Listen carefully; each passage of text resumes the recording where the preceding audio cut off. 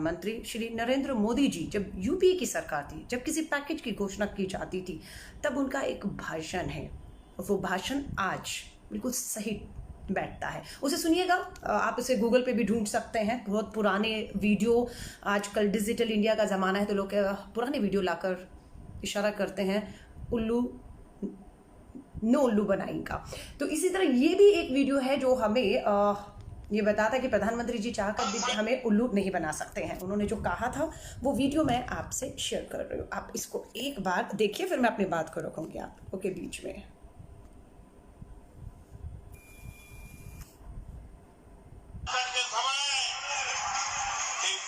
घोषित करने की फैशन हो गई है। भाई आपको कुछ मिलता है कि इतने पैकेज आते हैं, मिला है कुछ? आपको मिला है कुछ? ये जो पैकेज घोषित करते हैं ना और जो कुछ देते नहीं ना, अब उनको पैक कर करके भेजने का समय आ गया। संकट के समय एक पैकेज घोषित करने की फैशन हो गई है। भाई आपको सुना आपने, ये प्रधानमंत्री जी का कहना है कि पैकेज घोषणा करने का एक फैशन सा हो चुका है। उस फैशन को आज प्रधानमंत्री नरेंद्र मोदी जी भी जो है वो अपना रहे हैं उस फैशन को। और ये भी कहा था कि ये पैकेज सिर्फ खोखला होता है और ऐसे लोग जो करते हैं जिसमें जनता को कुछ नहीं मिलता, उन्हें पैक कर कर भेज देना चाहिए। आज देश की वित्त मंत्री ने तीसरा बार प्रेस कॉन्फ्रेंस करके 20 लाख करोड़ रुपए का पैकेज, किश्तों में आ रहा है वो पैकेज, एक साथ नहीं आ रहा 20 लाख करोड़। आधा पैसा तो उन्होंने कहा, प्रधानमंत्री मोदी जी ने जब 20 लाख करोड़ का था, एक किश्त तो उसके पहले ही दे चुके हैं हम लोग। दूसरी किश्त कल वित्त मंत्री जी ने प्रेस कॉन्फ्रेंस करके हमें बताई और तीसरी किश्त आज बताई है, मैं आपको बता रही हूं। और उससे पहले मैं आपको यह भी बता देना चाहती हूं कि जो आत्मनिर्भर भारत बनने की बात कर रहा है, जो स्वदेशी लोकल चीजों के लिए वोकल होकर उसे करने की बात कर रहा है, आज उसी भारत की मोदी सरकार ने 2.5 लाख टन उड़द की दाल आयात करने का फैसला किया है। 31 मई तक, 31 कृषि प्रधान देश है, राइट? लोकल की बात हो रही है, स्वदेशी की बात हो रही है, लेकिन फैसला आया कि 31 मई तक, इस 31 मई तक उड़द की दाल जो है वो आयात की जाएगी और उसकी जो मात्रा है वो 2.5 लाख टन, माफी चाहूंगी, 2.5 लाख टन उड़द की दाल आप ले रहे हैं। वाह, क्या स्वदेशी लोकल और वोकल होना है इसमें। अब मैं आती हूँ निर्मला सीतारमण जी के। अब आप ध्यान से सुनिएगा। आप मधुमक्खी पालते हैं? अगर पालते हैं तो ध्यान से सुनिएगा। 20 लाख करोड़ में आपके लिए, जो मधुमक्खी पालते हैं देश भर में, अगर आप पालते हैं तो 20 लाख करोड़ में से आपको 500 करोड़ मिलता है। आपके बैंक में पैसा नहीं आएगा, ये इस गलती में मत रहिएगा, मैं कर्ज देने की बात कर रही हूं। अगर आप मधुमक्खी पालते हैं तो हम आपके लिए 500 करोड़ उस 20 लाख करोड़ के पैकेज में से अलग रख रहे हैं और आप जब चाहें आप इस 500 करोड़ में से कर्ज ले सकते हैं और अपना मधुमक्खियां पालने का व्यापार आगे जारी रख सकते हैं। दूसरा, अगर आप मच्छी पालन करते हैं, अगर आप किसी तरह की भी मच्छी पालकर उसको आप बेचते हैं, कोई भी व्यापार करते हैं पूरे देश में, तो इसके लिए 2 लाख करोड़ में से, सॉरी माफी चाहूंगी, 20 लाख करोड़ में से 20,000 करोड़ रखा जा रहा है। तो सरकार ने क्या किया फिर, अब 20 लाख करोड़ में से 2 लाख करोड़ में से 20 लाख करोड़ अलग रख दिया है कि जो मछलियों का पालन करते हैं, व्यापार करते हैं, वो भी जब चाहें तो ये कर्ज ले सकते हैं। कर्ज राहत नहीं है, कोई आप लोगों का कर्ज माफ नहीं किया जा रहा, कोई आप लोगों को राहत के लिए कोई पैसा नहीं दिया जा रहा कि ये अमाउंट आपको दे रहे हैं और आप बिजनेस को अपने आगे चलाइए, आपका कर्ज माफ हम कर देते। नहीं, ये आपको और कर्ज देने की बात कर रहे हैं। ध्यान से सुनिएगा। मधुमक्खी पालेंगे तो 500 करोड़ तक का कर्ज आप लोगों को देश भर में दे सकते हैं। मछली पालेंगे तो 20,000 करोड़ तक का। पशुपालन, अगर आप पशु पालते हैं तो आपको 15,000 करोड़ तक का कर्ज, सरकार ने उस 20 लाख करोड़ में 15,000 करोड़ पशुपालन जो करते हैं उनके लिए रख दिया कि आप जाइए और कर्ज ले लीजिए और अपने काम को आगे चलाइए। उसके बाद कृषि का ढांचा, स्टोरेज नहीं है, सप्लाई चेन में कहीं कोई दिक्कत है, उस ढांचे को बनाने के लिए कृषि के क्षेत्र में 1 लाख करोड़ रुपया अलग रख दिया गया है। उससे वो ढांचा खड़ा किया जाएगा। कब किया जाएगा? ये तो आपदा का समय है ना, आपत में, इमरजेंसी में तुरंत मदद मिलनी चाहिए थी, लेकिन नहीं, हमने 1 लाख करोड़ उस 20 लाख करोड़ में से रख दिया है कि हम ढांचा बनाएंगे। कब बनाएंगे, कब किसान उस स्टोरेज का, उन ढांचे का इस्तेमाल करेगा और कब लाभ लेगा, इसके बारे में अभी मत पूछिए। उसके बाद आ जाता है हर्बल ऑर्गेनिक। आप अगर आप जन औषधि हर्बल कुछ भी उसकी खेती करते हैं तो उसके लिए भी सरकार ने 4000 करोड़ रुपया अलग रख दिया कि आप जाइए सरकार को कहिए मैं हर्बल की खेती, जन औषधियों की खेती करना चाहता हूं, तो उसके लिए मुझे कर्ज चाहिए, तो 4000 करोड़ रुपया आपके लिए अलग रख दिया गया है। उसके बाद डेयरी ढांचा 15,000 करोड़ रुपया जो है वो डेयरी फार्मर्स के लिए 15,000 करोड़। आप भी जाइए और कर्ज ले लीजिए और अपने काम को आप आगे बढ़ाइए। आप सुनते रहिएगा, ये राहत पैकेज नहीं है, ये कर्ज देने के लिए कि 20 लाख करोड़ तक का हम कर्ज दे सकते हैं। और आज पता लगा है कि भारत सरकार ये पैसा कहां से लाएगी और हमें देगी। और अभी पता लगा है वर्ल्ड बैंक ने 1 बिलियन $1 कर्ज के तौर पर भारत को दिया है। वर्ल्ड बैंक ने $1 बिलियन भारत को कर्ज दिया, यानी कि ये देश कर्ज में डूब रहा है। तुरंत राहत मजदूर, गरीब, किसान, कामगार को बिल्कुल भी नहीं मिल रही है। सिर्फ ये ढांचे के ऊपर, स्ट्रक्चर के ऊपर खर्च किया जा रहा है। इससे कितना फायदा होगा ये किसी को भी नहीं मालूम, लेकिन ये देश कर्ज में डूब रहा है। इस देश में करोड़ों लाखों की घोषणाएं हो रही हैं। आपदा में भी तुरंत जो मदद मिलनी चाहिए वो मदद नहीं मिल रही, सिर्फ घोषणाएं हो रही है कि हम इंफ्रास्ट्रक्चर ढांचा खड़ा करेंगे और उसका लाभ जो है आने वाले 5 सालों में, 5 दिन 5 महीने की बात नहीं कर रहे हैं। आपदा है, तुरंत मदद मिलनी चाहिए, लेकिन नहीं, भविष्य की बात हो रही है। ये आज निर्मला सीतारमण जी ने आज 1.5 घंटा, कल 1.5 घंटा मैंने प्रेस कॉन्फ्रेंस सुना, एक शब्द हिंदी अंग्रेजी में अनुवाद सुना, आज भी 1.5 घंटा, 3 घंटे टोटल सुना। और उसमें से 3 लाख करोड़ भी सीधा गरीब, मजदूर, किसान, कामगार के खाते में नहीं जा रहा है कि सीधा उसके ऊपर, उसके पास जो है वो पैसा आए। 1 लाख करोड़ नाबार्ड जो आपका गेहूं, अनाज खरीदती है और मार्केट में बेचती है, उसे भी बताते हैं कि 20,000 करोड़ रुपया दिया गया है ताकि वो फार्मर से अपना खरीदारी करके और उसे आगे बेच सके, तो इतना पैसा उन्हें भी दे दिया गया है। टीकाकरण में पशुओं को टीकाकरण कार्यक्रम चलाया जाएगा, उसमें भी 13,000 करोड़ रुपए इसी में से खर्च किया जाएगा। ये कैसा राहत पैकेज? ऐसा लगता है कि अपने वार्षिक बजट का जो है वो ऐलान कर रहे हैं कि हमने इतना बजट है और यहां आने वाले 5 सालों में खर्च करेंगे। मदद तो वो होती है ना कि आज भूखा है कोई तो आज उसे रोटी मिलनी चाहिए। आज अगर उसका रोजगार, कमाई, धंधा बंद है तो आज उसके हाथ में कमाई होनी चाहिए ताकि वो तुरंत रोटी खरीद सके। उसके तर पे कपड़ा नहीं है तो वो कपड़ा खरीद सके, वो अपनी जरूरत की दवा और सामान खरीद सके। लेकिन उसके हाथ में पैसा अभी नहीं है। कब आएगा? योजनाएं बनाई जा रही है, उस योजनाओं पे करोड़ों रुपए की का घोषणाएं हो रही है। अभी इंफ्रास्ट्रक्चर बनेगा, कब बनेगा किसी को नहीं मालूम है अभी तक। अगर बनना ही था तो अभी तक क्यों नहीं बन चुका 6 सालों के अंदर?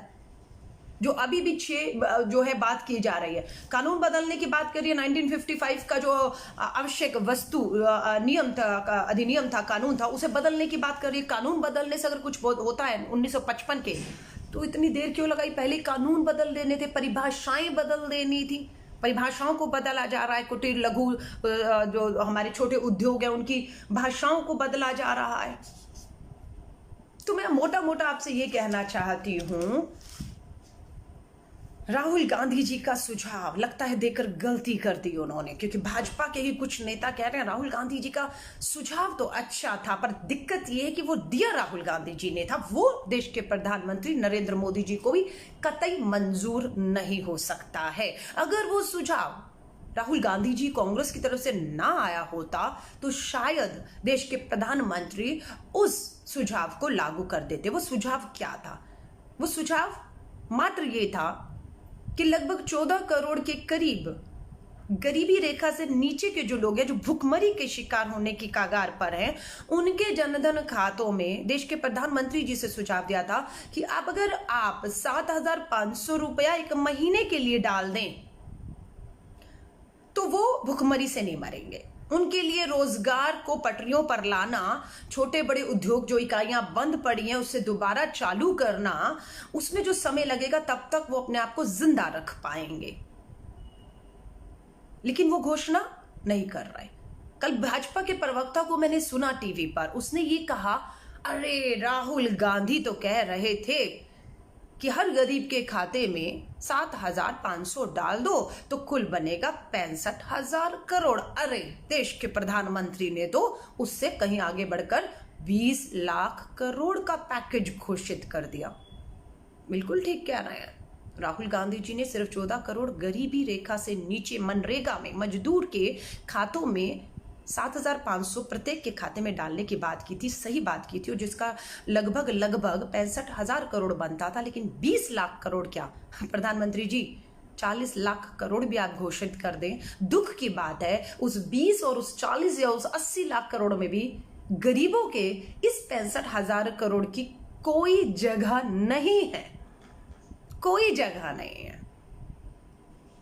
ये दुख की बात है कि इस 20 लाख करोड़ में भी उस 65,000 आज घोषणा की है। कल हम लोगों ने आज तक में हमारे मंत्री स्मृति ईरानी को सुना, 80 लाख परिवार, व्यक्ति नहीं कहे गए, किसको गुमराह कर रहे हैं आंकड़ों के जाल में फंसाकर। 80 करोड़ परिवारों को मुफ्त राशन दिया गया है। लोग कैलकुलेट करने लग गए, एक परिवार में अगर 4 लोग हों तो 320 करोड़, आबादी तो 100 करोड़ के करीब है, तो 320 करोड़ को अनाज कहां से दे दिया है। फिर उसके बाद कहा क्या कि देश में 9 करोड़, इस समय देश की मंत्री स्मृति ईरानी कहती है 9 करोड़ देश में गर्भवती महिलाएं हैं। उन महिलाओं तक भी उन्होंने पता नहीं कितने करोड़ों का जो है वो खाना भोजन का या मदद जो है वो पहुंचा दी है। कब पहुंचाई किसी को खबर ही नहीं लगी। 9 करोड़, यानी कि इस साल इसी महीने में, क्योंकि वो महिलाएं इस समय गर्भवती हैं, तो यानी कि आप मान लीजिए कि इस पूरे साल में 9 करोड़ बच्चे पैदा होने वाले हैं। अपने आप में ये रिकॉर्ड होगा कि इतने बच्चे एक साल में भारत में पैदा होने वाले, क्योंकि उन्होंने दिया है, ये बता रहे हैं कब दिया, कहां दिया, ये किसी को नहीं दिख रहा। मैं आपसे सिर्फ यही कहूंगी, कोरोना वायरस के पीड़ित चाइना पूरा लड़ा तो 80,000 था, आज हम लोग 82,000 लोग कोरोना वायरस से पीड़ित देश में हैं। मास्क बनाने की बात की जा रही है, मेक इन इंडिया के तहत लगातार मास्क बनाए जा रहे हैं। हमारी युवा कांग्रेस की टीमों ने भी जहां जहां जिसके एक्सपोर्ट इंपोर्ट के मशीनें लगी हुई थी, उन्होंने भी खुद मास्क बना के मुफ्त में युवा कांग्रेस के हमारे अध्यक्ष और सब लोगों ने देने शुरू कर दिए हैं। लेकिन मांग कितनी है, मांग बताते हैं प्रतिदिन मास्क को अगर हम लोगों को लगाने के लिए कह रहे हैं तो प्रतिदिन जो उसको बनना है वो कम से कम 14-15 लाख मैन्युफैक्चरिंग मास्क की होनी चाहिए, जो मात्र 1.5-2 लाख तक, ये मैं नहीं, प्रधानमंत्री जी ने कहा है प्रतिदिन 1.5-2 लाख, बस 130 करोड़ की आबादी में सबको उस मास्क की जरूरत है। टेस्टिंग की जरूरत हो ना, मास्क की तो जरूरत है, लेकिन आप नहीं दे पा रहे हैं उन्हें। मैं आप सभी से कहूंगी, आज का जो पैकेज हुआ घोषणा, हम लोगों को लगता था कि इसमें नंबर 1 क्या किसान का कर्ज, मजदूर का, कामगार का, गरीब का, कहीं किसी का कर्ज माफ होता है इस 20 लाख करोड़ में? नहीं, किसी का कोई 1 रुपए का कर्ज माफ नहीं हो रहा है।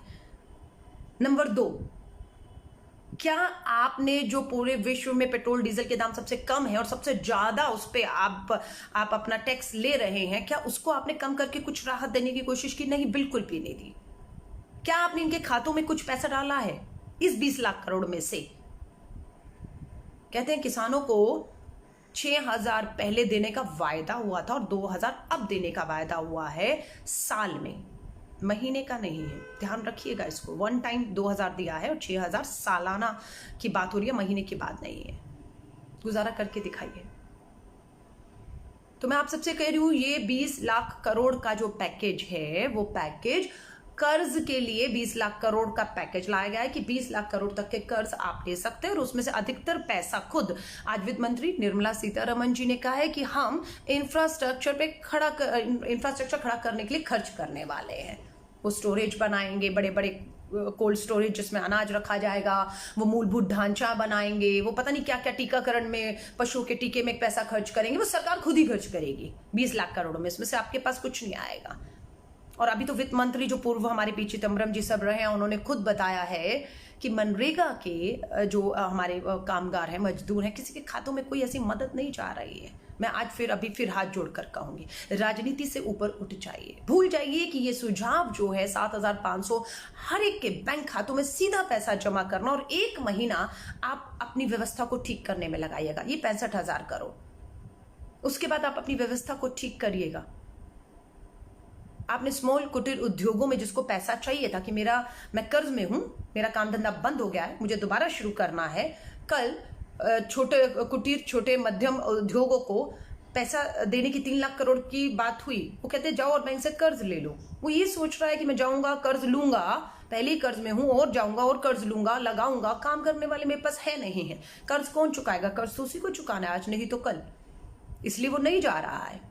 जो जा रहा है, कहा जा रहा है कि उसे गारंटी की जरूरत नहीं है, पर बैंक वाला बिना गारंटी के उसे पैसा देने को तैयार नहीं है। मैं नहीं कह रही हूं, पूरा देश सुन रहा होगा। आप रहते हैं गांव में, जो मछली पालन करता है, जो पशु पालन करता है, जो मधुमक्खी पालन करता है, करोड़ों रुपया आपके लिए बैंकों को कर्ज देने के लिए कह दिया गया, घोषणा की आज वित्त मंत्री ने। जाइए तो सही, जाइए एक बार एक्सपेरिमेंट करिए, लाइव करिए, हमसे शेयर करिए, क्योंकि मैं तो भारत की राजधानी दिल्ली के शहर में बैठी हूँ ना। मैं मछली पालन करती हूँ, ना पशु पालन करती हूँ, और ना मैं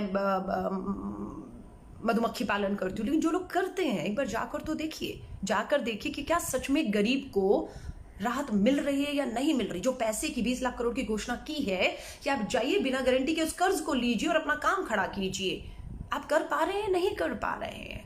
ये एक्सपेरिमेंट करने का टाइम नहीं है। प्रधानमंत्री मोदी जी से हम कहना चाहते हैं, आप मदद करिए, आर्थिक सीधे मदद करिए। आपको 2 ही काम करने को बार बार, 70 साल की कांग्रेस जिसके पास अनुभव है, वो आपसे बार बार देश हित में, हमें मालूम है आपके कान पे जू नहीं रेंग रही है प्रधानमंत्री मोदी जी, हमें मालूम है आपको विपक्ष के सुझाव नहीं चाहिए, हमें मालूम है जब हम आपको सुझाव देते हैं, जब आपसे कुछ कहते हैं, आप उसका उल्टा ही मतलब निकालकर व्यक्तिगत गांधी परिवार पे हमले करने लग जाते हैं। पर हम फिर भी, कांग्रेस, हमारे नेता बाज नहीं आ रहे और लगातार देश हित में जो सुझाव, जो अनुभव कांग्रेस के पास है, वो लगातार देते चली जा रही है, लगातार। ये मैं नहीं कह रही, नीति आयोग की रिपोर्ट उठाइए, प्रधानमंत्री जी का भाषण उठाइए।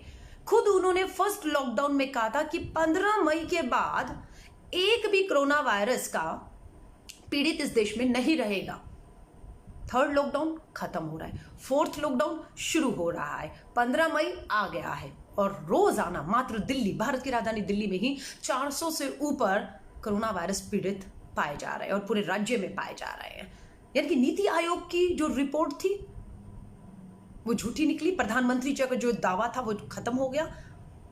शुरू में टेस्ट नहीं करवाए गए, नंबर को कम दिखाना था, क्योंकि विश्व में ये दिखाना था कि भारत देखिए लड़ रहा है, भारत में सबसे कम आंकड़े आ रहे हैं। कब तक छुपाते आप उन आंकड़ों को? कब तक? टेस्टिंग ना करके आपने उन आंकड़ों को छुपाकर एक झूठी तस्वीर देश विश्व के सामने अपनी वाहवाही के लिए रखी। लेकिन आज 80,000 से ऊपर यह आंकड़ा पहुंच चुका है। उस समय टेस्टिंग नहीं होने दिया आपने, और आज भी अगर टेस्टिंग के मामले में पूछें तो आज भी 1 लाख लोगों में से मात्र 1,000 की टेस्टिंग हो रही है। आज भी एम्स के डायरेक्टर का मैं बार बार जिक्र कर रही हूं, और आज तो Indian council of medical science ने भी चेतावनी दी है कि आप इस कोरोना वायरस को हल्के में ले रहे हैं प्रधानमंत्री जी। जिस तरीके से सड़कों पर, जिस तरीके से लोग झुंड और भीड़ पे बिना किसी चीज की परवाह किए हुए कि मास्क नहीं है, सैनिटाइजर का, ग्लव्स का इस्तेमाल नहीं करें, भीड़ और झुंड में जा रहे हैं, आप महामारी की तरफ इस देश को धकेल रहे हैं। आज ICMR ने खुद कहा है, एम्स के डायरेक्टर ने कहा कि पीक आना बाकी है।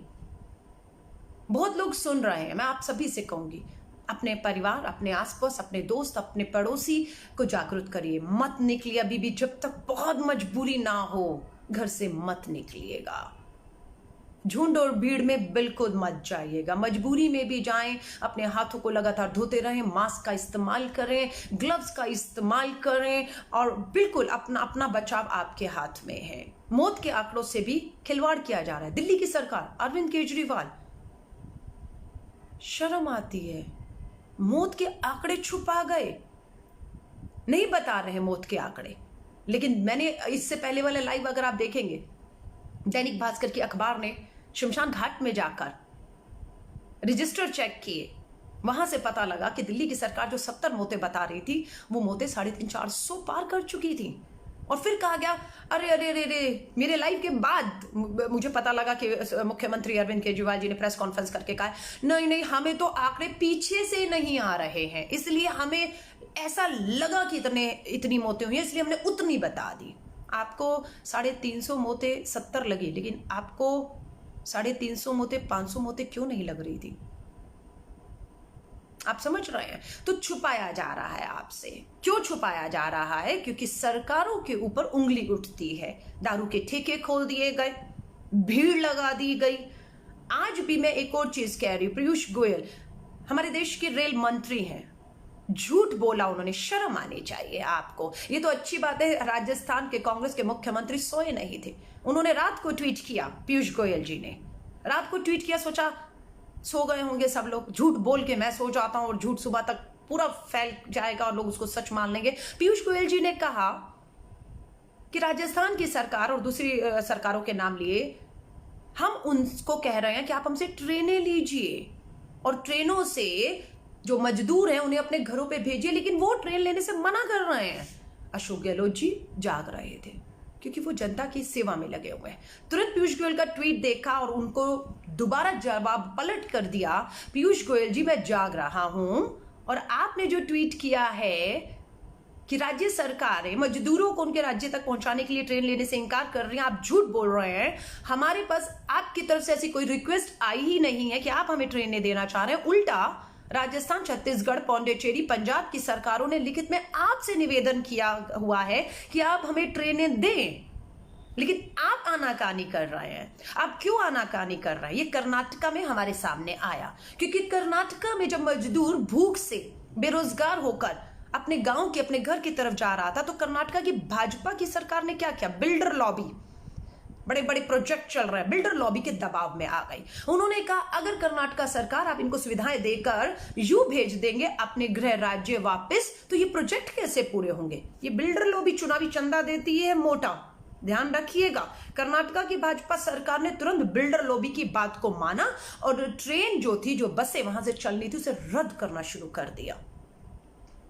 ये तो शोषण है, ये तो सरासर उस गरीब मजदूर का शोषण है जिसके पास रोजगार नहीं है, पैसा नहीं है, भुखमरी है, और उसको आप घर जाना चाहता है लेकिन आप उसे घर जाने की सुविधाएं नहीं देते और वो मजबूरन पैदल निकल पड़ता है। मध्य प्रदेश में सड़क हादसे में कितने लोगों ने जान गंवाई, रेल हादसा हो गया, लोग पटरी पे अपनी 17 लोगों ने जान गंवा दी। रोजाना हम देख रहे हैं कि माएं अपने कंधों पर, पिता अपने कंधों पर आंसू लेकर बच्चों को किस तरीके से आज भी सड़कों पर है। सुप्रीम कोर्ट वापस गए कुछ लोग, कहा सुप्रीम कोर्ट को कि सुप्रीम कोर्ट आपको भारत की मोदी सरकार ने, भाजपा सरकार ने गुमराह किया है, आपको गलत कहा है कि सड़क पे कोई मजदूर नहीं है। आज भी सड़कों पर लाखों मजदूर पैदल अपने घर तक जाने को मजबूर हुए हैं। जवाब क्या था सुप्रीम कोर्ट का? सुप्रीम कोर्ट का जवाब था ये काम मेरा नहीं है। सही कह रहे हैं, ये काम सुप्रीम कोर्ट का नहीं, ये सरकारों का काम है, ये काम सरकारों का है। और अब उनको भी लगने लग गया कि अब इन सबको रोक पाना मुश्किल है, अब आप नहीं रोक सकते हैं। पीयूष गोयल जी, रेल मंत्रालय भारत सरकार के अधीन आता है, किसी एक राज्य की उस पर नहीं चलती है। ये पूरी रेलवे लाइन, कहां से ट्रेन चले, कब चले, कितना रेवेन्यू, कितनी टिकट, कितना पैसा, ये सब आप तय करते हैं। आज आप राज्य सरकारों के मोहताज कैसे हो गए कि राज्य सरकारें आपको ट्रेन चलाने से रोक सकती है, मजदूरों को उनके घर तक पहुंचाने के लिए रोक सकती हैं।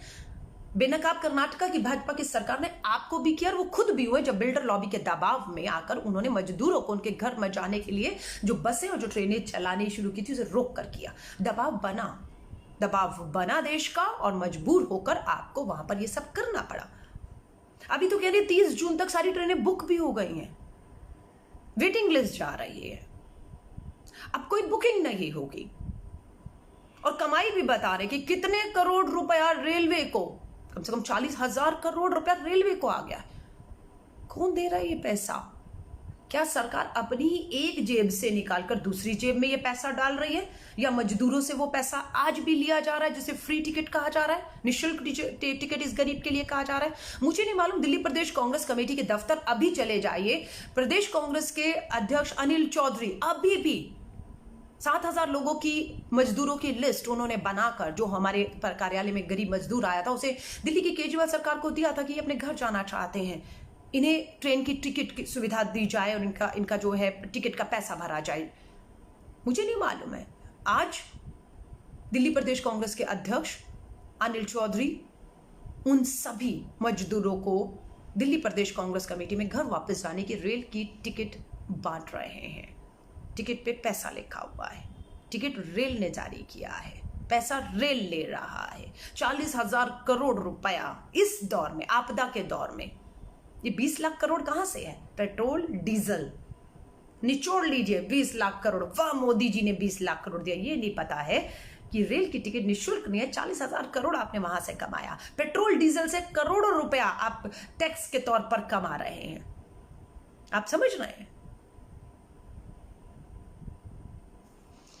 ओह गॉड, इतना बेवकूफ। मैं आपको सब पता है क्या हुआ है? एक आदमी को ब्रांड बनाया गया, उस ब्रांड के ऊपर करोड़ों रुपया खर्च किया। आपको पता है कोई प्रोडक्ट जब टीवी में आता है तो उस प्रोडक्ट की बहुत ज्यादा विज्ञापन करके, उसकी मॉडलिंग करवाकर, उसका प्रचार करके उसे एक बड़ा ब्रांड बनाया जाता है कि लोगों को लगता है वाह यही अच्छा है और इसी को मुझे खरीदना चाहिए। यही किया गया देश के अंदर 2014 में। एक आदमी को ब्रांड बनाया गया, उसको ब्रांड करके उसकी मार्केटिंग की गई, उस पर करोड़ों रुपया खर्च किया गया और जनता ने उस ब्रांड, उस मार्केटिंग में धोखे में आकर उस प्रोडक्ट को आज खरीद लिया। तो पता लगा कि वो तो उस तरीके का प्रोडक्ट निकला जैसे मिठाई के ऊपर चांदी का वो लगाया जाता है कवर मिठाई के ऊपर, आप देखते हैं, लेकिन जब मिठाई खाने लगते हैं तो अंदर से फंगस लगा होता है, पुरानी मिठाई होती है, जहरीली मिठाई होती है। ये उसी तरह का एक प्रोडक्ट है जो 2014 में एक ब्रांड मोदी, उस ब्रांड मोदी की मार्केटिंग की गई, उस पर करोड़ों रुपया खर्च किया गया, उसे विज्ञापन की तरह परोसा गया और लोग उस धोखे में आ गए। और आज उस ब्रांड की हकीकत हम सबके सामने है। और वहीं दूसरी तरफ राहुल गांधी जी, जितना पैसा उस ब्रांड को मार्केटिंग में खर्च किया गया, उतना ही ताकत और पैसा एक सच्ची छवि को झूठा साबित करके दबाने की कोशिश की गई। एक झूठ था जो सच दिखाने की कोशिश की गई, जो आज आपके सामने है, और एक सच था जिसे झूठ बनाया गया। आज वही राहुल गांधी लगातार देश के प्रधानमंत्री देश के लोगों से बात नहीं करते हैं। इनके प्रवक्ताओं से बात करो तो बोलते हैं हमारी अमेरिका में बात हो रही है, हमारी यूके में बात हो रही है। आज प्रधानमंत्री जी ने डेनमार्क में बात की है, बिल उससे बात की है, बड़े बड़े उद्योग। लेकिन भारत के मजदूर किसान के साथ आपने देखा है इन्हें बात करते हुए, स्वदेशी की बात करते हैं, स्वदेशी के बाद ब्रांडेड चश्मे का। ये अब छोड़ दीजिए, कहाँ तक हम लोग जाएंगे। आप अगर कुछ प्रश्न करना चाहें तो आप पूछ सकते हैं, लेकिन मैं आप सभी से कहूँगी, ये देश आपका है, ये देश मेरा है, ये देश हमारा है, ये लोग हमारे हैं। और ये लोग जो हैं आज सड़कों पर हैं, दर्द में हैं। इनकी तस्वीरें फेसबुक पे मैं देखती हूँ, मैं ट्विटर पे इतना रहती हूँ, लेकिन ट्विटर पे इतनी चीज़ें नहीं देखने को मिलती हैं, सच्चाई जो है वो जितनी फेसबुक पे लोग वीडियो डाल रहे हैं कि किस तरीके से लोग दर दर की ठोकरें खा रहे हैं। तो बहुत भयानक वीडियो किसी ने डाला है कि रात का समय है और दिन में जो हमारे मजदूर हैं अपने घरों की तरफ दिन में सफर नहीं कर रहे क्योंकि पुलिस उन्हें डंडे और लाठी मार रही है। इसलिए वो रात के अंधेरे में अपने परिवार को लेकर निकल रहे हैं और मध्य प्रदेश, राजस्थान, कहां भी वो जा रहे हैं, बीच में ऐसे रास्ते हैं जो सुनसान है और जंगल है। और एक जगह तो वीडियो ऐसा आया कि कुछ चंद मिनट पहले परिवार निकला था और उससे कुछ देर पहले शेर वहां से निकला था। ऐसा कोई वीडियो फेसबुक पे आ रहा है कि पुलिस के डंडे से उन्हें डर लगता है, इसलिए वो दिन में नहीं चल रहे हैं, लेकिन शेर की दहाड़ से उस मजदूर को डर नहीं लग रहा और वो रात के अंधेरे में किसी तरह भी अपने घर पहुंच जाना चाहता है। मैं बात सिर्फ देश की कर रही हूँ, देश के मजदूर, किसान, बेरोजगारों की बात कर रही हूँ, देश की गिरती अर्थव्यवस्था और देश का कर्ज में डूबना, वर्ल्ड बैंक से पैसा ले लेकर ऐसे समय पर लोगों को राहत देने का अगर कहीं से कोई सुझाव आए तो मैं प्रधानमंत्री नरेंद्र मोदी जी से कहूंगी कि आपको राजनीति से ऊपर उठकर एक बार उस सुझाव पे काम करते हुए करेंगे तो फायदा होगा। मेरा भी ये मानना है। आप खुद इस बात को सोचिए ना, अगर आपके पास रोजगार नहीं है, आपके पास काम धंधा नहीं है, आप बेकार हैं, घर पे बैठे हुए हैं क्योंकि लॉकडाउन है, आपके पैसा खत्म हो चुका है, आपके पास राशन लाने को नहीं, आपका परिवार भूखे मर रहा है, तो उसी दौरान आपके बैंक में आपको पता लगता है किसी ने 7,500 रुपया डाल दिया है, क्या करेंगे आप? तुरंत निकालेंगे उस पैसे को, तुरंत जाएंगे बाजार, तुरंत आटा खरीदेंगे, दाल खरीदेंगे और अपने बच्चों की भूख को मिटा पाएंगे। ये होती है तुरंत आपदा के समय तुरंत मदद। लेकिन प्रधानमंत्री जी, वित्त मंत्री जी, देश की भाजपा सरकार वो नहीं कर रही है। वो कह रही है आज हम इंफ्रास्ट्रक्चर खड़ा करेंगे तो 5 साल के बाद ये होगा और वो होगा, ऐसा होगा और वैसा होगा।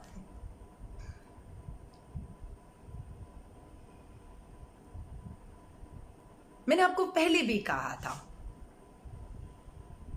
हमें आज के हालात के ऊपर भविष्य का निर्माण के बारे में सोच रहे हैं, लेकिन इतिहास में जाना से किसी का कोई फायदा नहीं होगा। इतिहास की गलतियों से जरूर हम सबको, आपको और मुझे सबक लेना है, सरकारों को भी सबक लेना। अगर पिछले की सरकारों से कोई गलतियां हुई हैं उससे आप सबक लीजिए। मनरेगा को देश के प्रधानमंत्री ने, national rural employment guarantee act, गांव के गरीबों को 100 दिन का रोजगार देने की बात हुई थी। बहुत भद्दा तरीके से मजाक उड़ाया देश के प्रधानमंत्री ने पार्लियामेंट में उस मनरेगा का, और आज 14 करोड़ लोगों को मनरेगा में जो लगे हुए हैं वो सीधा उसी से इस आपदा के दौर में उन्हें लाभ मिल पा रहा है। आज पूरी सरकार उसी के सहारे गांव में और उन लोगों तक आगे बढ़ने के प्रयास कर रही है। अगर वो मनरेगा के तहत वो सब आधार जिसकी बुराई की गई, प्रधानमंत्री मोदी जी के वीडियो देखिएगा कि आधार हो, जीएसटी हो या फिर आपका मनरेगा जैसी योजनाओं का भद्दा मजाक करके उन्होंने ठाके लगा के कांग्रेस की सरकारों का मजाक उड़ाया था। लेकिन आज सबसे बड़ा है कि उन्हीं का लाभ आज इस आपदा में देश को मिल पा रहा है।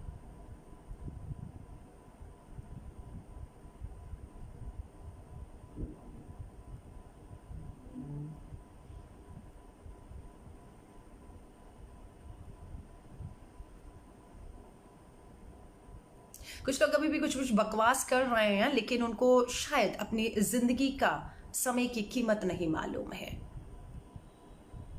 कि ये समय कितना कीमती है। हम सब लोग का ये जिंदगी, ये जीवन जो भगवान ने दी कितना कीमती है। किसी को गाली दे देने से, कोई लिख रहा है सोनिया गांधी जी की हिंदी के बारे में, मैं माफी चाहूंगी। सोनिया जी इटली में पैदा हुई थी, आज लगभग 50 साल से भारत में है। हिंदी सीखी उन्होंने और हिंदी बोलती हैं, लेकिन उनके हिंदी बोलने के ऊपर कोई कमेंट कर रहा है तो उन्हें कहिएगा आज भारत देश की वित्त मंत्री साउथ से आती है, निर्मला सीतारमण भारत की हैं, हिंदी देखिएगा माशाल्लाह। तो मैं इसीलिए कहूंगी इन चीजों में हम ना जाएं तो बेहतर होगा, हम इन चीजों में ना जाएं तो बेहतर होगा। व्यक्तिगत पर्सनल होने से किसी का कोई लाभ नहीं है। गाली गलोच कर लीजिए, एक दूसरे को नीचा दिखा लीजिए, एक दूसरे को जलील कर लीजिए, कुछ हासिल नहीं होगा। आप अपनी कीमती समय और जिंदगी को बर्बाद कर रहे हैं, बर्बाद कर रहे हैं। मुझे मालूम है 2 विचार के लोग हैं, एक गांधी और एक गोडसे की विचारधारा वाले लोग हैं। 2 विचारधाराओं से ये भारत आपस में वो विचार टकराते हुए हम आगे बढ़ रहे हैं। मैं ये कहती हूँ कि आपको लड़ना क्यों है? आप जिस विचारधारा में यकीन करते हैं आप उसके मुताबिक काम करिए। हम गांधी की विचारधारा वाले, हम गांधी के विचार से आगे बढ़ेंगे। मुझे मालूम है कि अगर गांधी के विचारों वालों ने घरों में बैठ ना गए होते तो गोडसेवादी विचारधारा का राज इस देश में ना होता। मैं मान रही हूँ कमी हमारी थी, कमी गांधी की सोच रखने वाली थी कि उनको ये लगा कि इस देश में गोडसेवादी सोच कभी हावी नहीं होगी, और हम गांधीवादी सोच को का जो प्रचार प्रसार करना था, जो लोगों तक पहुंचाना था, वो कहीं ना कहीं हम बैठ गए, जिससे गोडसेवादी सोच जीत गई। लेकिन आज ये सब हालात देखते हुए, पहले नोटबंदी में हम लोगों ने लोगों को, गरीब को लाइनों में मरते हुए देखा, आज तालेबंदी से, नोटबंदी से लेकर तालेबंदी तक हम देख रहे हैं कि आज क्या हालात हैं। तो मैं आप सभी से 1,500 करीब लोग लगातार सुन रहे हैं। मैं पहले कह चुकी थी मैं सिर्फ 5 मिनट के लिए आपसे बात करूंगी, पर पता नहीं मन हल्का होता है आप लोगों से बात करके, क्योंकि मुझे पता है कि मैं अपने देश के लोगों से बात कर रही हूँ। जितनी मैं चिंतित हूँ शायद उससे कितने अधिक चिंतित हम मेरे देश के लोग होंगे, इस देश को लेकर, इस मजदूर को लेकर, किसान को लेकर। सड़कों में हजारों लोगों को पैरों में छाले, भूख से मरते हुए, गर्भवती महिलाएं, दम तोड़ते हुए रास्ते में बच्चे, मध्य प्रदेश में सड़क हादसा, रेल हादसे में जान गंवाते हुए, ये सब सच्चाई आप देख रहे हैं। कितना सच बोला, कितना झूठ बोल रही हूं। उम्मीद किससे करें? जो आज सत्ता में बैठा है उसी से तो मांगेंगे मेरे भाई। जो सत्ता में बैठा है, जिसके पास सारे संसाधन है, जिसके पास देश का टैक्स का पैसा है, जिसे फैसले लेने हैं, उससे नहीं कहेंगे तो किससे कहेंगे?